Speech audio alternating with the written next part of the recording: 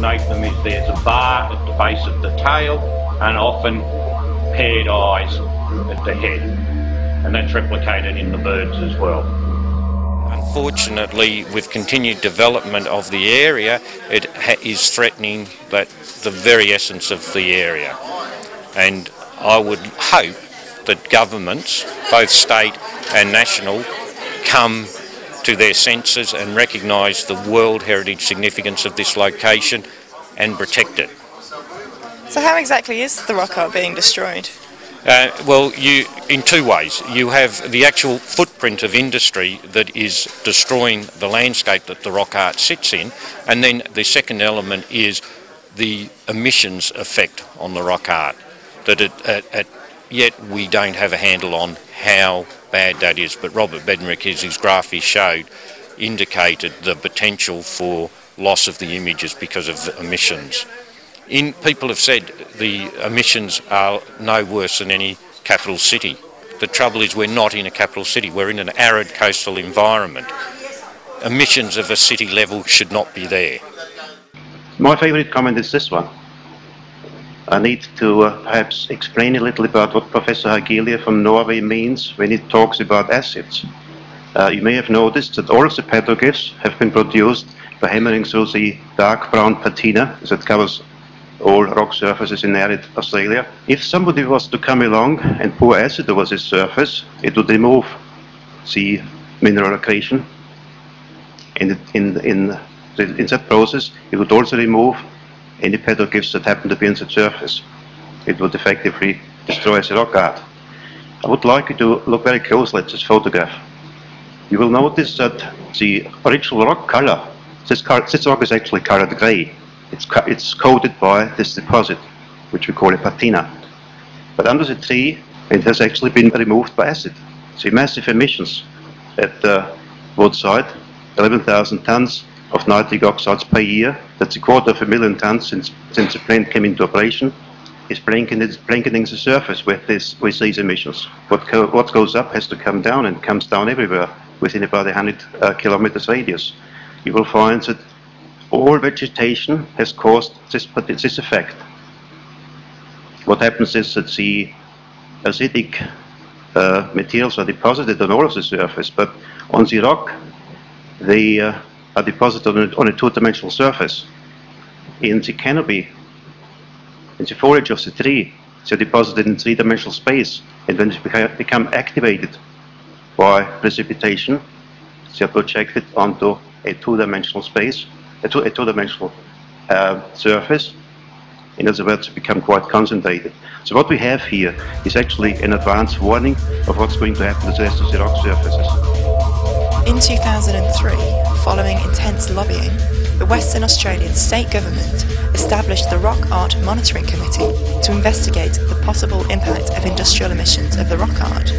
The committee, chaired by Associate Professor Frank Murray, released preliminary results in late 2005. The impact on the rock art is yet to be determined. Results are expected in the next few years. Preliminary work suggests that the levels of air pollution immediately adjacent to the borough for most of the gases are reasonably low.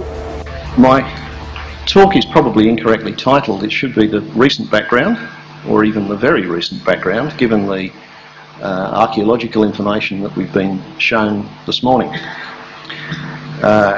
Clearly I'm only going to talk about what the white community since settlement has done to the borough and why. And I think that provides some information to pick up Tom's refrain. This shows the status of the different types of land that we have in the area, and it illustrates why the burrup is such a complex issue. This land outlined in yellow is essentially land vested in the Conservation Commission. This light tan colour is land which is proposed to be freeholded to the Aboriginal people under the Burrup-Maitland Agreement. That yellow and brown land constitutes the great majority of the burrup. The blue is the existing industry leases on the burrup that have been there in most parts since the 1960s. The purple colour represents the the new industry precincts, which are reflected in the Burrup-Maitland Agreement.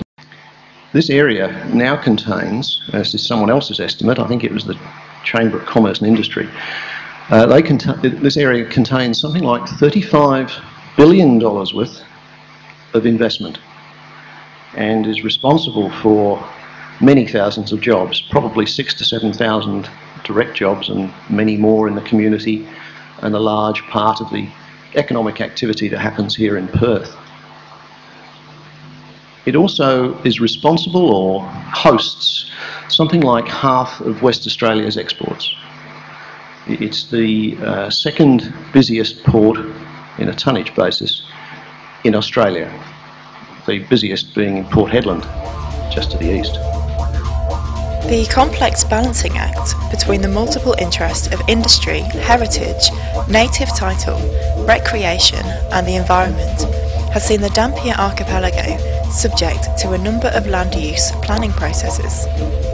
Through these processes, 38% of the place has been set aside for industrial development, and a number of management plans have been or are in the process of being developed.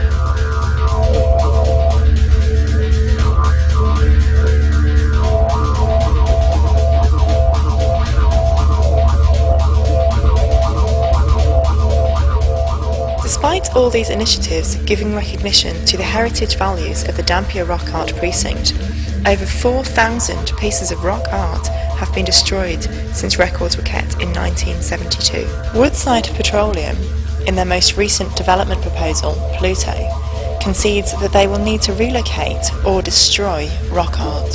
The National Trust has nominated the place to the National Heritage List, seeking federal government protection of the place.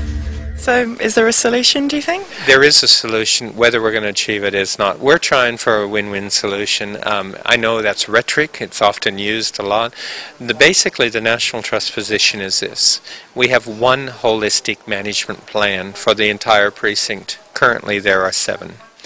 Secondly, we have one dedicated management fund, which is made up from contributions from industry, state government, and federal government. That is not being done. Secondly, thirdly, we have an independent monitoring group set up away from government and government agencies to oversee the management plan. And finally, we have a dedicated time frame for management plan, which, by the way, includes an inventory of what's there. This is nowhere else in the world as such a largest conservation area not even had an inventory. People don't even know what's there, and yet it's being destroyed as we speak. So how much of the rock art has been destroyed already? No one's quite sure. Some as high as 10%, some as high as 20%. Percents are nothing when you're talking about rock art. Some say 5,000, some say 10,000. But what is interesting from all our reports is each individual rock art is significant. So we were once planning, well, could we give up a bit? Could we say, well, you can destroy so much rock art because there's plenty of it around? Recent studies indicate that this is a continuous cultural landscape, that you can't isolate individual pieces of rock art.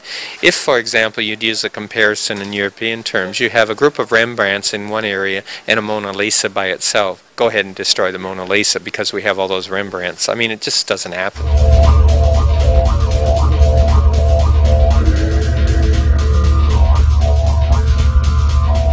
We've heard this morning that there have been a plethora of studies, draft studies, half-baked studies, incredibly expensive full-scale studies. At no stage has the EPA or the Museums Department been involved in doing any full study of the Dampier Archipelago or the Burrup. And still to date, the EPA is only able to assess a project on a project basis, not the land use system. Now, if we conclude, and this is just conjecture, if we conclude that we have lost